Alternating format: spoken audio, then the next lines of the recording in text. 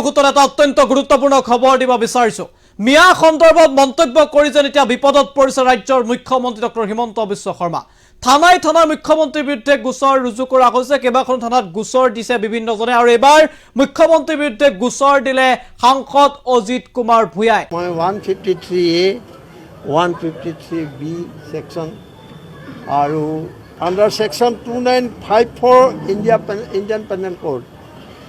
তাৰ অধীনত মই এই গোচৰটো দাখিল কৰিছো দিছপুৰ থানাত গোচৰ তৰিলে সাংসদ অজিত ভূঞাই আৰু গোচৰ তৰি অজিত ভূঞাৰ মন্তব্য যে সাম্প্ৰদায়িক বিষয়বস্তু বিয়পাব বিচাৰিছে মুখ্যমন্ত্ৰীয়ে অজিত ভূঞাৰ মতে মুখ্যমন্ত্ৰীয়ে ঘৃণা বিয়পাব বিচাৰিছে এটা ঘৃণা বিয়পাই দিছে সাংঘাতিক ধৰণে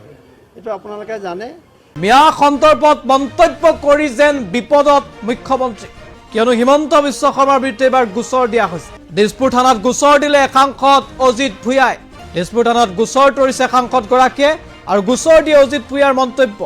যে সাম্প্ৰদায়িক ঘৃণা বিয়পাব বিচাৰিছে এই অভিযোগটো আনিছে অজিত ভূঞাই